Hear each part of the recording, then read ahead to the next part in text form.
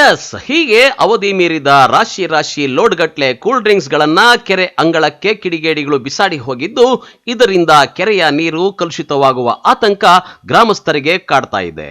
ಅಂದಹಾಗೆ ಚಿಕ್ಕಬಳ್ಳಾಪುರ ತಾಲೂಕಿನ Isha foundation gate ಬಳಿ ಇರುವ ಕೌರನಹಳ್ಳಿ ಕೆರೆ ಅಂಗಳದಲ್ಲಿ ರಾಶಿ ಅವಧಿ ಮೀರಿದ ಕೂಲ್ ಡ್ರಿಂಕ್ಸ್ ಬಾಟಲಿಗಳು ಪತ್ತೆಯಾಗಿವೆ.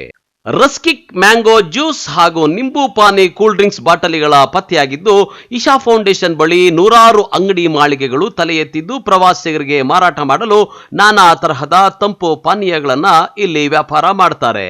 ಆದರೆ ಯಾರೋ ಕಿಡಿಗೇಡಿಗಳು ಅವಧಿ ಮೀರಿದ ತಂಪು ಪಾನೀಯಗಳನ್ನ ಕೆರೆಯಲ್ಲಿ ತಂದು ಬಿಸಾಡಿದ್ದಾರೆ. ಈ ಕೃತ್ಯಕ್ಕೆ ಸ್ಥಳೀಯ ಗ್ರಾಮಸ್ಥರು ಬೇಸರ ಹೊರಹಾಕಿದ್ದಾರೆ.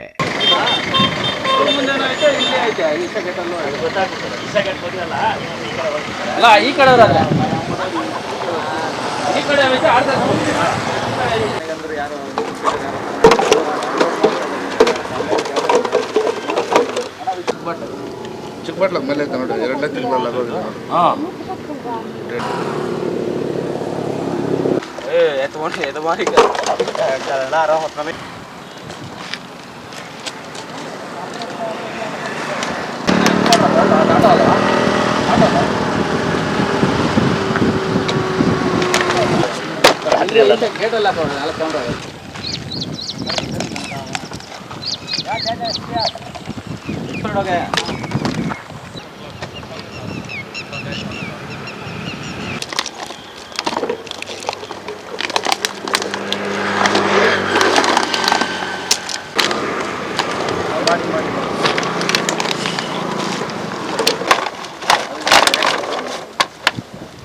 ಇನ್ನು ಕೌರನಹಳ್ಳಿ ಕೆರೆಯ ನೀರನ್ನ ದನ ಕರುಗಳಿಗೆ ಕುಡಿಯಲು ಬಳಸಲಾಗುತ್ತದೆ ಹಾಗೂ ಗ್ರಾಮದ ಕುಡಿಯುವ ನೀರಿನ ಕೊಳವೆಬಾವಿ ಸಹ ಈ ಕೆರೆ ಅಂಗಳದಲ್ಲಿದೆ.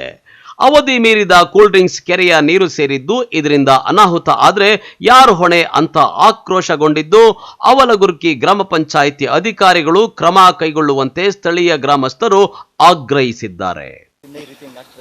ಸರ್, ಇದು ಪಂಚಾಯತಿ ನಿರ್ಲಕ್ಷ್ಯ. ಇಲ್ಲಿ ಬಂದು ಈಶಾ ಆರ್ಚ್ ಆಗಿ, ಈಶಾ ಡೆವಲಪ್ಮೆಂಟ್ ಆಗಿ ನಮ್ಗೆ ಅನುಕೂಲಗಳಿಗಿಂತ ಅನಾನುಕೂಲಗಳು ಹೆಚ್ಚಾಗಿ ಕಾಣಿಸ್ತಾ ಇದೆ. ಯಾಕಂದರೆ ಇವಾಗ ಕೆರೆಯಲ್ಲಿ ಬಟ್ಟೆಗಳು ಒಗಿತಾರೆ, ಹಸು ಕರುಗಳೆಲ್ಲ ನೀರು ಕುಡಿತವೆ. ಈ ಥರ ಎಕ್ಸ್ಪೈರ್ ಆಗಿರೋ ವಿಷಕಾರಿ ಎಲ್ಲನೂ ಕೆರೆಗೆ ಆಗ್ತಾಯಿದ್ರೆ ಏನಾಗಬೇಕು? ಈಗಲೇ ಆಲ್ರೆಡಿ ಫಿಲ್ಟ್ರ್ ಮಾಡಿ ಅದಾಗಲೇ ಸ್ವಲ್ಪ ಬೇಸಿಗೆ ಕಾಲಕ್ಕೆ ಸ್ಮೆಲ್ ಬರ್ತಾಯಿದೆ KCB ನೀರೆಲ್ಲ ಬಿಟ್ಟು. ಅದರಲ್ಲಿ ಈ ವಿಷಯ ಎಲ್ಲ ಬಿಟ್ಟು ಈ ಥರ ಎಲ್ಲ ಮಾಡೋದಕ್ಕಿಂತ ಪಂಚಾಯತಿ ಸ್ವಲ್ಪ ಜವಾಬ್ದಾರಿ ತಗೋಬೇಕು. ಇಷ್ಟು ನಿರ್ಲಕ್ಷ್ಯ ಇಷ್ಟೆಲ್ಲ ಇದು ಮಾಡಿಕೊಂಡು ಊರಲ್ಲಿ ಮನೆಗಳು ಹೊಡೆದ್ರೆ ಎತ್ಕೊಂಬಂದು ಗಲೀಜುಗಳು ಎತ್ಕೊಂಬಂದು ಇಲ್ಲಿ ಹಾಕ್ತಾರೆ ಕಟ್ಟೆ ಪಕ್ಕದಲ್ಲಿ ರೋಡ್ ಸೈಡು. ಯಾಕಂದರೆ ಗಾಡಿಗಳು ವಿಪರೀತ ಟ್ರಾಫಿಕ್ಕು, ನೀವು ನೋಡ್ತಾ ಇದ್ರಿ ಈಶಾ ಎಲ್ಲ ಟ್ರಾಫಿಕ್ಕು. ಅದರಲ್ಲಿ ಬಂದು ಇಲ್ಲಿ ಅಂಗಡಿಗಳು ಬಂದು ಯಾವುದೋ ಲೈಸೆನ್ಸ್ ಇಲ್ಲ, ಯಾವುದೋ ಒಂದು ಕಂಡೀಷನ್ ಇಲ್ಲ, ಏನಿಲ್ಲ. ಅವ್ರ ಪಾಡ್ಗೆ ಅವರು ಅಂಗಡಿಗಳು ಕಟ್ಕೊಂಡು ಈ ಥರ ಅಂಗಡಿಗಳು ಹಾಕ್ಕೊಂಡು ಎಕ್ಸ್ಪೈರ್ ಆಗಿರೋದೆಲ್ಲನೂ ವಿಷಯ ಎಲ್ಲನೂ ಇಲ್ಲಿ ಕೆರೆಗೆ ತುಂಬಿಸಿದ್ರೆ ಇದಕ್ಕೆ ಯಾರು ಜವಾಬ್ದಾರಿ? ಮೀನುಗಳಿದೆ, ಮೀನುಗಳು ಹಿಡಿದು ತಿಂತವ್ರೆ ಅವ್ರವ್ರು ಗೊತ್ತಿಲ್ಲರವರು. ಮತ್ತು ಇಲ್ಲಿ ದನ ಕರುಗಳೆಲ್ಲ ತೊಳಿತಾರೆ. ಸರ್ ಗೊತ್ತಿಲ್ಲ, ನೈಟಲ್ಲಿ ಯಾರೋ ಎತ್ಕೊಂಡ್ಬಂದು ಕಂಪ್ನಿಯವರು ಹಾಕಿದ್ರು, ಅಂಗಡಿಗಳವ್ರು ಹಾಕಿದ್ರು, ಗೊತ್ತಿಲ್ಲ ನಮಗೆ. ಈ ಥರ ಬಂದು ಈ ಥರ ಎಲ್ಲ ಆಗ್ತಾಯಿದ್ದಾರೆ. ಪಂಚಾಯತ್ ಅವ್ರು ಏನು ಮಾಡ್ತಾಯಿದ್ದಾರೆ ಸರ್ ಇದಕ್ಕೆ? ಅವರು ಇವಾಗ ಸರ್ಕಾರಿ ಆಸ್ತಿ ಅಂದರೆ ಏನು ಬೇಕಾದರೂ ಮಾಡ್ಕೋಬೋದಾ? ಇವರು ಹೆಂಗೆ ಬೇಕಾದರೂ ಬಳಸ್ಕೋಬೋದಾ? ಇದು ಹಾಕಿದ್ದಾರೆ. ಅದ್ರ ಮೇಲೆ ಸ್ವಲ್ಪ ಆ್ಯಕ್ಷನ್ ತೊಗೋಬೇಕು ಪಂಚಾಯತ್ ಅವರು. ಸ್ವಲ್ಪ ಜವಾಬ್ದಾರಿ ಆಗಬೇಕು, ಸ್ವಲ್ಪ ಫೆನ್ಸಿಂಗ್ ಆಗಬೇಕು. ರೋಡ್ ಸೈಡ್ ಇದೆ, ಟ್ರಾಫಿಕ್ ಇದೆ, ಇದ್ರ ಬಗ್ಗೆ ಯಾರು ತಲೆ ಕೆಡಿಸ್ಕೊಳ್ಳೋದಿಲ್ಲ. ವೇಸ್ಟೇಜಲ್ಲಿ ಎತ್ಕೊಂಬಂದು ಸೈಡಲ್ಲಿ ಹಾಕ್ತಾರೆ, ವಿಸ್ಫೋರ್ಕು ಎಲ್ಲ ನನ್ನ ಕೆರೆಗೆ ಹಾಕ್ತಾರೆ. ಇವಾಗ ದನ ಕರುಗಳು ಕುಡಿತಾವೆ, ನೀರು ಸತ್ತೋಯ್ತು, ಯಾರು ಜವಾಬ್ದಾರಿ? ಸರ್ಕಾರಿ ಆಸ್ತಿ ಅಂದರೆ ಈ ಥರ ಲೆವೆಲ್ಗೆ ಬಳಸ್ಕೋಬೋದಾ ಪಂಚಾಯತಿ ಅವರು? ವರಮಾನ ಇಲ್ವಾ? ವರಮಾನ ಎಲ್ಲನೂ ಕೆಲ್ಸಕ್ಕೆ ಬರೆದಿರೋವೆಲ್ಲ ಮಾಡ್ಕೊತಾ ಇದ್ದಾರೆ. ಈ ಥರ ಕೆಲ್ಸಕ್ಕೆ ಬರೋ ಮಾಡ್ಬೋದಲ್ವಾ ಪಂಚಾಯತಿ ಅವರು? ಯಾಕೆ ಇಷ್ಟೊಂದು ನೆಗ್ಲೆಕ್ಟ್ ಆಗ್ತಾಯಿದೆ ಪಂಚಾಯತಿ? ಈಶಾ ಸರ್, ನಮ್ಮ ಹೆಸರು ಜಯಕುಮಾರ್ ಅಂತ, ಸ್ಥಳೀಯರು ಸರ್, ಒಡ್ರೆಪಲ್ಲೆ. ಇನ್ನು ಇಶಾ ಫೌಂಡೇಶನ್ ಗೇಟ್ ಬಳಿ ಇರುವ ಕೌರನಹಳ್ಳಿ ಕೆರೆಯ ಅಂಗಳದಲ್ಲಿ ರಾಶಿ ಕೂಲ್ ಡ್ರಿಂಕ್ಸ್ ಬಾಟಲ್ಗಳನ್ನ ತಂದು ಸುರಿದಿದ್ದು, ಆ ಬಾಟಲ್ಗಳನ್ನ ಸ್ಥಳೀಯರು ಮತ್ತು ಬಾಟಲ್ ವ್ಯಾಪಾರಿಗಳು ಅವಧಿ ಮೀರಿದ ತಂಪು ಪಾನೀಯವನ್ನ ಕೆರೆಗೆ ಚೆಲ್ಲಿ ಖಾಲಿ ಬಾಟಲ್ಗಳನ್ನ ಕೊಂಡೊಯ್ದಿದ್ದಾರೆ. ಆದರೆ ಅವಧಿ ಮೀರಿದ ತಂಪು ಪಾನೀಯ ಕೆರೆಯ ನೀರಿಗೆ ಮಿಶ್ರಣವಾಗಿದ್ದು, ದನ ಕರುಗಳು ಈ ನೀರು ಕುಡಿದು ಏನಾದರೂ ಅನಾಹುತವಾದರೆ ಯಾರು ಹೊಣೆ ಎಂಬುದು ಸಾರ್ವಜನಿಕರ ಪ್ರಶ್ನೆಯಾಗಿದೆ.